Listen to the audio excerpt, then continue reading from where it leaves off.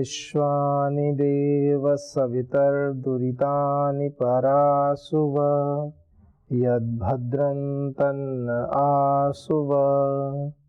ओम शांति शांति शांति। ओम श्री परमात्मने नमः। ओम श्री गुरुभ्यो नमः। ओम सर्वेभ्यो नमः। ओम। वैदिक संस्कृति हमारी अपनी संस्कृति। इस क्रम में हम अग्निहोत्र के मंत्रों के विषय में चर्चा कर रहे हैं। अग्निहोत्र, अग्नि को साक्षी मान करके जब हम यज्ञ करते हैं उसको अग्निहोत्र कहते हैं, जो प्रातः काल किया जाता है, उषा काल में, जिस समय सूर्योदय का प्रारंभ हो रहा होता है। मानो दो समय जिस समय मिल रहे होते हैं, तो प्रातः काल भी अग्निहोत्र करते हैं और सायंकाल भी करते हैं। अग्निहोत्र में कुछ विशेष मंत्रों का चयन किया गया है मनुष्य मात्र के कल्याण के लिए। हम अपने पूरे दिन की जो भी गतिविधियां हैं, पूरे दिन की जो दिनचर्या है, जो भी कार्य हमारे लिए निर्धारित है, उन समस्त कार्यों का संपादन करते हुए, उन समस्त कार्यों का ठीक ठीक वैदिक रीति के अनुसार, वेदोक्त ऋषि प्रज्ञा से युक्त होकर के जब संपादन करते हैं तो उन कार्यों का परिणाम दिव्य हो जाता है, यज्ञीय हो जाता है। मनुष्य के स्वभाव में दो कर्म नियत होते हैं। एक तो कर्म जो सात्विक कर्म की श्रेणी में आते हैं, कार्यम इत्येव, कार्यम बस करना ही है। जो नियत कर्म होता है उसके लिए क्या कहा गया? कार्यम, करना ही है। कार्यम इत्येव, करना ही है। उसमें कोई डाउट, उसमें कोई संशय, उसमें किसी प्रकार का भ्रम नहीं होना चाहिए, परिस्थिति चाहे कैसी भी हो। परिस्थिति कितनी भी विपरीत क्यों ना हो, हमें सदैव उस कार्य को करना चाहिए। उसमें कोई कोताही, उसमें कोई प्रमाद कभी नहीं करना चाहिए।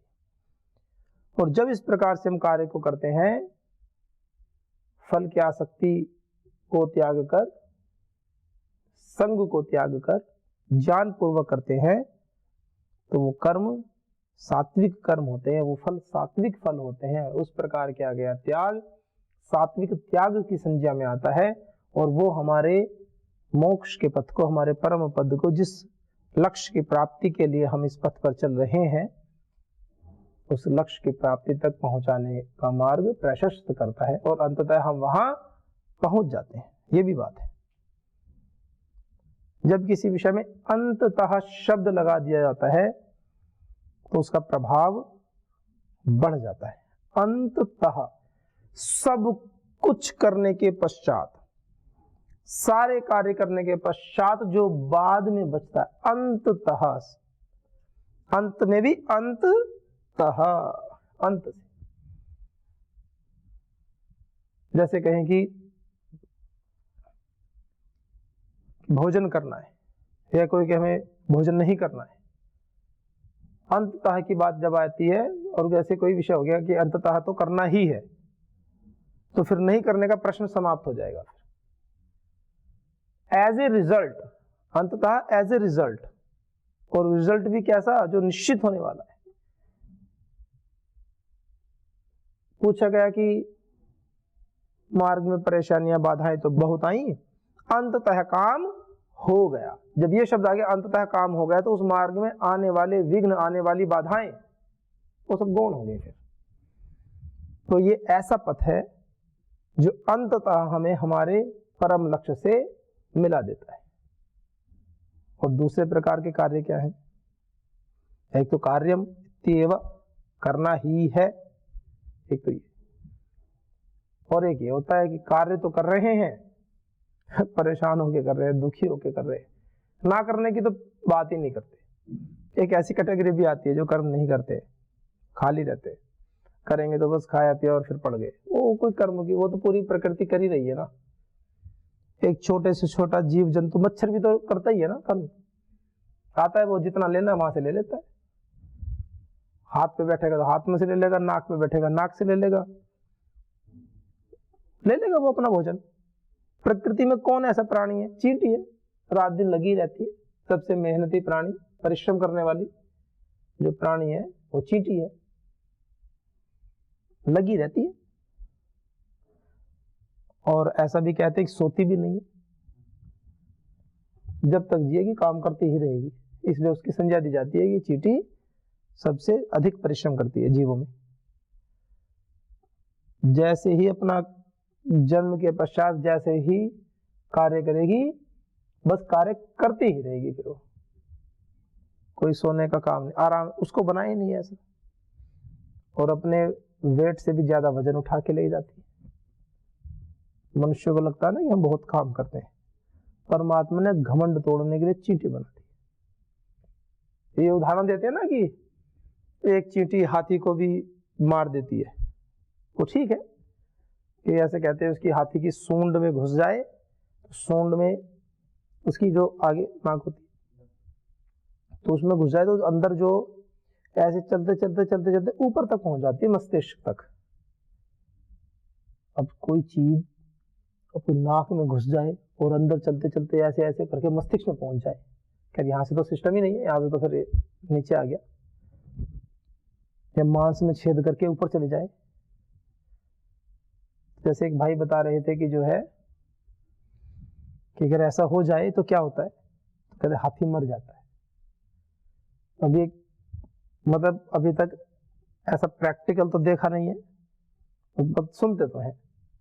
और लोक में जो विषय आते हैं तो ऐसा भी नहीं बिल्कुल असत्य होते हैं, कहीं से कुछ तो हो गई, कोई हाथी मर गया होगा, उसका हो सकता है किसी ने देखा, उसका पोस्टमार्टम आदि करके मरने का कारण तो हो सकता है चींटी दिखाई दे अंदर वहां जाकर के, जो भी। और यदि ये कोई किंवदंती भी है या समझाने के लिए कोई बात भी है कि अहंकार नहीं करना चाहिए, एक चींटी भी हाथी का घमंड तोड़ देती है, ये भी हो सकता है उसमें कोई, ये हम उसकी यथार्थता में नहीं जा रहे कि चींटी से हाथी मरती है नहीं मरती, ये हमारा विषय नहीं है। हमारा विषय ये है पुरुषार्थ को जानने का, कि एक व्यक्ति का पुरुषार्थ, एक छोटी सी चींटी का पुरुषार्थ भी विशालकाय हाथी को भी गिरा सकता है। ये हम इस विषय को ले रहे हैं इसमें। और इतना पुरुषार्थ करती, कुछ नहीं करते पुरुषार्थ। तो जो नियत कर्म को करना है ये हमारे वश में है, और नहीं करना ये भी हमारे वश में है। अब मनुष्य के पास बड़ी दुविधा होती है, उसको दो ऑप्शन मिल गए, एक तो अत्यंत पुरुषार्थ करना और एक आनंद में रहना, कोई पुरुषार्थ ना करना। यह आनंद तो वैसा वाला आनंद नहीं है, आलस्य प्रमाद जनित सुख है, जिसको तमस कहते हैं। तमस क्या होता है? जाड़े हो रहे हों, कंबल ओढ़ के पड़े हों, 4 बज गए हों, उठने को कहा जा रहा हो, और हमारे शरीर की समस्त शक्तियां कहती है कि नहीं, उठना नहीं है। ये आलस्य बोलता है, ये प्रमाद बोलता है। आत्मा कहती है उठ जा, क्योंकि आत्मा तो शुद्ध है ना, ज्ञान शुद्ध। वो कहती उठ जा, 4 बज गए। आलस्य प्रमाद कहते हैं चुप हो जा। आत्मा की आवाज को दबा देते हैं मिलके दोनों। होता ना किसी कमजोर व्यक्ति को तो 2 दवाई देते हैं मिल करके। अब ये हमारा विषय है कि हमें अपने आत्मबल को सशक्त बनाना है कि कमजोर बनाना है, ये ज्ञान का विषय है। आपको उस समय ये होना चाहिए नहीं, अब तो उठना है। ठीक है, कभी कोई बहुत ज्यादा विलंब हो जाए, कोई कार्य में बिजी हो, 11 बजे 12 बजे आपको लगेगा 4 बजे 4:30 बजे उठ जाएंगे, 5 बजे उठ जाएंगे, 4-5 घंटे की नींद ले लो, पर अपने आत्मबल को क्षीण नहीं करना चाहिए। ये विशेष बात है, ये हमारे वश में है। और यही परमात्मा ने तो दी हमें स्वतंत्रता, स्वतंत्र कर्ता, और हम हो गए उसके वश में। हम भगवान की मान कहा रहे हैं, ऋषियों की मान कहा रहे हैं। कहा कि अग्निहोत्र करना है सुबह शाम। गृहस्थों के लिए तो विशेष बना दिया, सभी के लिए करना चाहिए। कहाँ मानते हैं? कहा कि हमें तो भगवान ने स्वतंत्रता दी है, करें या ना करें। अरे स्वतंत्रता दी है, कार्यम एवं करना ही है, ये तुम्हारे लिए नियत है, ये विधान है, ये स्वतंत्रता है आपके लिए, करना है। ये भी तो स्वतंत्रता है ना, पशु नहीं कर सकता, ये परतंत्र है। वो उसको ऐसा सिस्टम ही नहीं दिया, भोग्य नहीं बना दी। तोता कितनी भी भाषाएं बोल ले, पुण्य नहीं कमा सकता। कुत्ता कितना ही वफादार क्यों ना हो जाए, पुण्य नहीं कमा सकता है। हाथी कितना ही समझदार क्यों ना हो जाए, पुण्य नहीं कमा सकता है। मनुष्य एक ऐसा प्राणी है जो पुण्य कमा सकता है, अपने पाप को नष्ट कर सकता है, नए पुण्यों का सृजन कर सकता है, और पुण्य और पाप के चक्कर से भी पार जा सकता है। कितनी सामर्थ्य दे दी।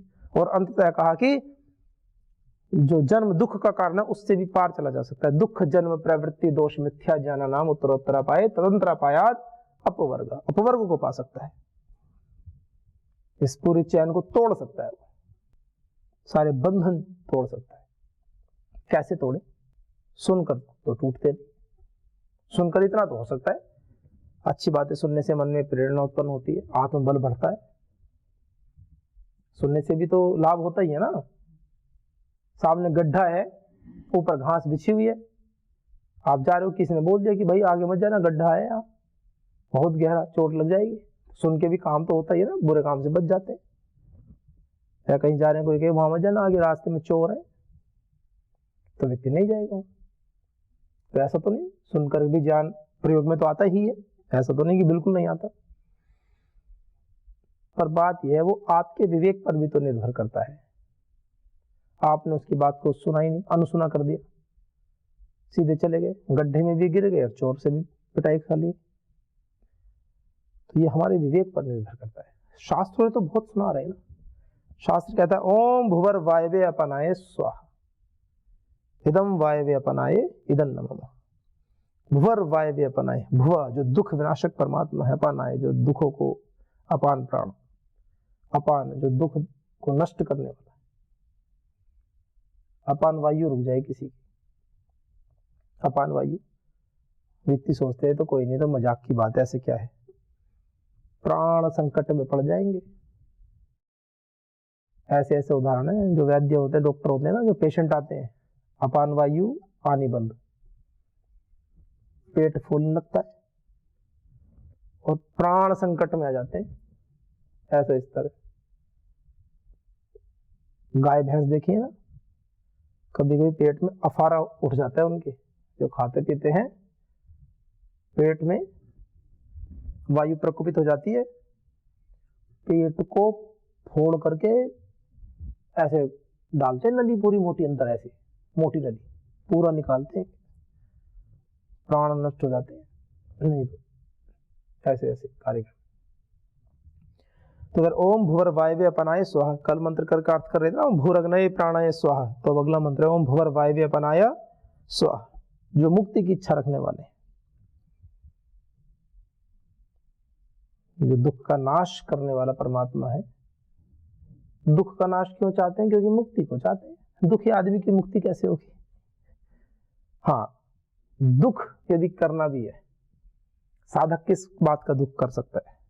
एक अलग अर्थ में कह रहा हूं दुख का मतलब, भगवान के की याद में आंसू बहा सकता है, पर वो आंसू उसको वो गहरा वाला दुख उत्पन्न नहीं करेंगे। एक सामान्य बात है कि साधक इस बात से दुखी हो जाए कि भगवान की प्राप्ति मुझे करनी है, भगवान के लिए आंसू बहाना, पर वो दुख दुख नहीं मानते है ना, उस दुख को दुख नहीं कहा जाता। वो तो भक्ति है, वो तो भक्त है, वो करुणा है ईश्वर की, है ना, ईश्वर के प्रति प्रेम है, वो एक अलग पक्ष हो जाता है ना, उसको दुख वैसे कहते नहीं, वो तो एक स्टेज ही अलग है ना। वो तो साधक की चित्त की पवित्रता, अंतःकरण की पवित्रता का एक पैरामीटर है, एक मापक है।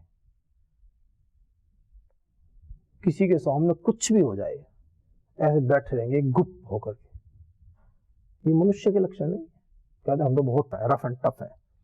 भगवान के सामने तो आंसू बहाने चाहिए, कोई कितने बड़ा साधक क्यों ना हो। मतलब समाज संसार के आगे की तो बात ही नहीं चल रही, वहां तो रहना ही है। तो साधक भी अगर रोए समाज के आगे आकर के कि आज वो बहुत ठंड हो रही, रोना आ रहा है, मुझे भूख लग रही है, रोना आ रहा है, ये तो लक्षण ही नहीं है। बात तो ऊपर की चल रही है। आज किसी वजह से मेरा जाप छूट गया भगवान का, हृदय द्रवित हो जाए, हे प्रभु ऐसा कैसे हो गया, यज्ञ छूट जाए कभी, एक तड़प उठे मन में, क्या हो गया, आके कर लो। तो ऐसा भाव मन में, ये भाव आना चाहिए, यज्ञ में जरूर आना है, डेली आना है, नहीं आएंगे एब्सेंट लगाएंगे दंड मिलेगा। ये तो बहुत छोटी बात है जिस पद पर हम चल रहे हैं। यहाँ तो तड़प होनी चाहिए, चाह होनी चाहिए मन में। श्वास लेना भारी हो जाए यज्ञ में ना जाए तो ऐसा भाव मन में, श्वास चलने में दिक्कत होने लगे, मतलब कोई समस्या रोग की वजह से नहीं, मन में ऐसे भाव आए कि जो है आज कुछ छूट गया मुझसे। ये भाव, जैसे बच्चा छोटा होता है और विद्यालय में पहली बार जाता है तो माँ का हृदय भर आता है, या जब बेटी या बहन शादी के बाद घर जाती, छोड़कर जाती है, हमेशा के लिए नहीं जाती, उसको पता है 2-3 दिन बाद फिर घर आएगी, और फिर ऐसा संबंध जुड़ेगा, घर में भी आना जाना रहेगा, बाहर भी आना जाना रहेगा। पहले एक परिवार में थी, अब 2-2 परिवारों में संबंध बना है, पर फिर भी छूटता तो है ना संबंध, हृदय भर आता है, रोते सब मिलकर के रोते। तो क्यों रोते? कुछ छूट रहा है, तो वो रोना तब आना चाहिए जब भगवान का नाम, भगवान का भजन कभी छूट जाए। हालांकि साधक से तो छूटने का प्रश्न ही नहीं होना चाहिए। यहाँ जो शब्द प्रयोग किया जा रहा है ना साधक, तो ये नहीं कि पतंजलि योग पीठ में रहने वाले या विभिन्न मठों में या आश्रमों में रहने वाले जो सन्यासी हैं या ब्रह्मचारी हैं, इस पद पर चलने वाले जो भक्त हैं, उनकी बात हो रही है। मनुष्य मात्र की बात होती है, क्योंकि सभी को अपने जीवन को साधना है। मनुष्य है तो जीवन को साधो। साधु का अर्थ केवल ये गेरुए वस्त्र पहन करके खड़े होने वाले साधु, ये नहीं। जो साधु शब्द है वो भाषा में अच्छे के लिए प्रयुक्त होता है। कोई बहुत सुंदर काम करे तो कहते साधु साधु, बहुत अच्छा काम किया आपने। साधु साधो, जीवन को साधो। जो अच्छे होते हैं, सच्चे होते हैं, वो साधु ही होते हैं। आप घर परिवार में बोलते हैं ना, तो बिल्कुल साधु प्रवृत्ति का है, यानी सात्विक प्रवृत्ति का है, अच्छी प्रवृत्ति का है। तो क्या कहा? वायवे अपनाय, जो सर्व दुख निवारक है, सब सुखों के देने वाले हैं परमात्मा। अपनाय, सब हटा देते हैं, जो दुख स्वरूप है, दुख का समस्त स्वरूप हटा देते हैं, ऐसी बात बता रहे। ओम स्वरादित्याय व्यानाय स्वाहा, स्वरादित्याय व्यानाय। और क्या होता है जब दुख हट जाते हैं? वो प्राणों से प्यारे प्रभु जब हमारे दुख हटा देते हैं तो सुख बचाए तो कुछ है ही नहीं और जीवन में, आनंद ही आनंद है। 2 बातें बड़ी विशेष है। जब हम अच्छे कर्म करते हैं तो कष्ट आ जाते हैं कभी कभी सामने।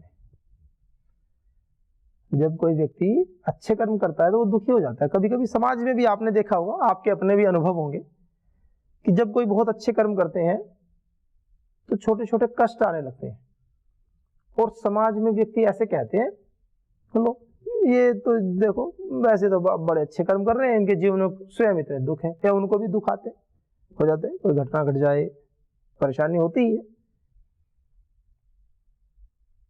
ये छोटी घटना नहीं है। जब अच्छे कर्म करते हैं, सच्चे कर्म करते हैं, पुण्य कर्म करते हैं, और आपके सामने दुख उपस्थित हो रहे हैं, विघ्न बाधाएं उपस्थित हो रही हैं, तो परमात्मा का कोटि कोटि धन्यवाद करो। क्यों करो? जब हम शुभ कर्म कर रहे हैं, अच्छे कर्म कर रहे हैं, तो इसका अर्थ है कि हमारी बुद्धि की स्थिति, हमारी मानसिक स्थिति अच्छी है। उस अच्छी और सच्ची स्थिति में भगवान जी कहते हैं चल इसके छोटे छोटे दुखों को निकालना शुरू करो। जो बुरे कर्म है, जो पाप कर्म है, जो पहले का संस्कार कभी ऐसा बना हुआ है जो हमें कर्मफल देने के लिए आतुर है, उसको कहते हैं तुम चलो, तुम निकलो जल्दी, अभी ये स्ट्रॉन्ग है, इस समय निकाल दो तो निकाल दो, नहीं तो बेचारा वैसे ही दुखी होगा, फिर और दुखी के कर्म आएंगे तो और परेशान हो जाएगा। तो भगवान जी निकालते हैं, कोटा जितनी जल्दी समाप्त हो जाए। जैसे कहते हैं ना, संघर्ष का काल क्या होता है? युवावस्था में काल संघर्ष का होता है। युवावस्था है तो संघर्ष कर लो ताकि बुढ़ापा आराम से कटे। तो वो जब पुण्य कर्म कर रहे होते तो युवावस्था होती है कर्मों की, कहते जो भी बुरे कर्म अभी निकाल दो सामने, ताकि फिर चैन से बुरे निकल गए, बुरे हम कर नहीं रहे, अच्छे कर्म कर रहे हैं और पिछले बुरे कर्मों के फल निकलते जा रहे हैं, और हम परेशान ना होकर के अपने अच्छे कर्म को ही करते जा रहे हैं। तो फिर उन अच्छों के भी संस्कार आगे बढ़ गए और पिछला जो बुरे निकल गए, पिछले के भी अच्छे बचे हुए। जीवन की गाड़ी ऐसी दौड़ी पटरी पे, अच्छे अच्छे, लेकिन घबरा जाते हैं, परेशान हो जाते हैं, लोग टूट जाते हैं। हम तो अच्छा कर्म करते हैं, हमारे साथ बुरा होता है, होने दो, प्रार्थना करो प्रभु जितना बुरा कर सकते हो, भगवान तो क्यों बुरा करेंगे, कि प्रभु जितने भी कर्मों के फल देने हो दे दो, जो भी बचा हुआ बैलेंस अभी दे दो, क्योंकि अभी हम तो कर रहे हैं कार्यक्रम, जितने निकल जाएंगे निकल जाएंगे। बड़े प्रसन्न रहा करो, सोचो कि नहाए धोए बढ़िया यज्ञ क्या, सब अच्छा कर्म क्या, सारा सब संसार से सबसे प्रीतिपूर्वक व्यवहार करते हो, अपने कर्तव्य कर्मों का पालन करते हो, सुबह से शाम तक आंख बंद करके बैठते हो, एक भी गलत कर्म का विचार मन में नहीं आता कि आज मैंने किसी का दिल दुखाया है, आज मेरे से कोई गलत कार्य हुआ है, 1% भी विचार ना आए, और दिन में कई बार दुख मिल जाए आपको, तो स्माइल क्या करो कि आज का दिन तो मेरा बड़ा पवित्र रहा, और फिर भी कुछ दुख मिले, कट रहा है, पिछला आ रहा है, कट रहा है। ये है कर्म की व्यवस्था। और एक और बड़ी भीषण व्यवस्था है, बड़ा डरना चाहिए। गलत कर्म किया और उसका फल नहीं मिल रहा है। समाज में ये बात बहुत है, लोग भ्रष्टाचार करते हैं, झूठ बोलते हैं, चोरी करते हैं, कर्तव्यों का ठीक ठीक निर्वाह नहीं करते और बचे रहते हैं, उनको उन कर्मों का फल नहीं मिल रहा है। और समाज में लोग कहते हैं देखो ये तो भ्रष्टाचारी है, रिश्वत भी लेता है, चोरी भी करता है, इसके घर तो बड़ा ऐश्वर्य, इसको तो कुछ भी नहीं हो रहा है। सारे सब पावरफुल व्यक्ति भी इसकी बात मानते हैं। बहुत खतरनाक कंडीशन है, बहुत भीषण स्थिति है। उसकी स्थिति ऐसी है, पेड़ पे लटक रहा है, छत्ते से शहद टपक रहा है, तो डाल पे सांप है, कब काट ले पता नहीं, डाल पे सांप चल के आ रहा है काटने के लिए, जहां पे उसने हाथ से पकड़ा हुआ है। डाली पे आरी लिए बैठा व्यक्ति डाली काट रहा है, नीचे पानी है, तैरना नहीं आता, और पानी में भी मगरमच्छ मुंह खोल के खड़ा है, वो ऐसा है, और उसको आनंद आ रहा है शहद का। ऐसा है बुरा कर्म।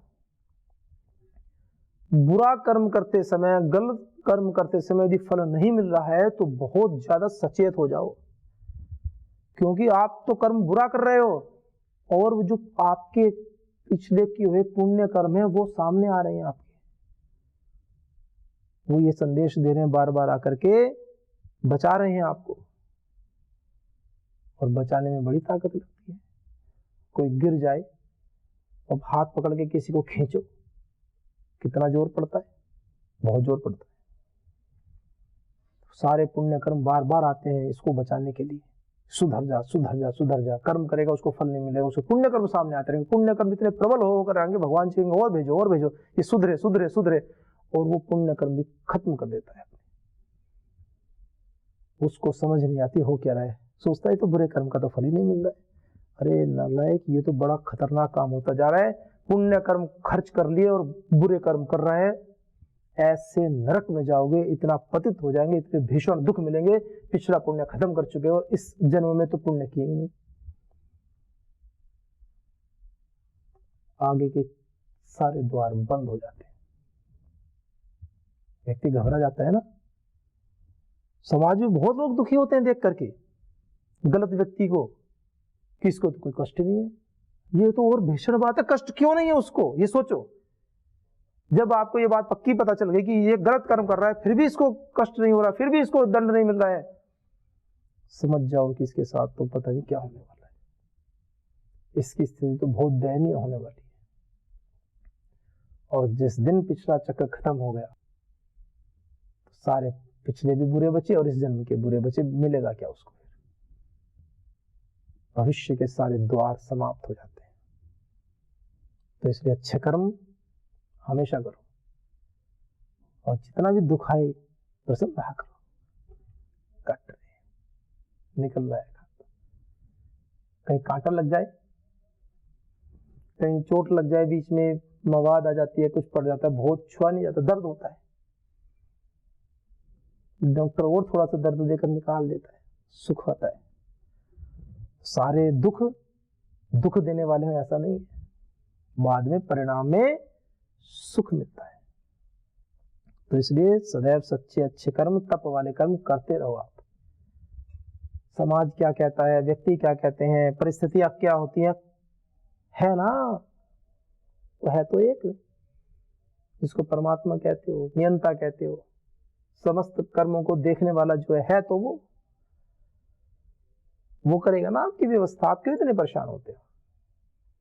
आपके सिर के ऊपर है ना हाथ गुरु सत्ता का, तो इतना लोड क्यों ले रहे हो?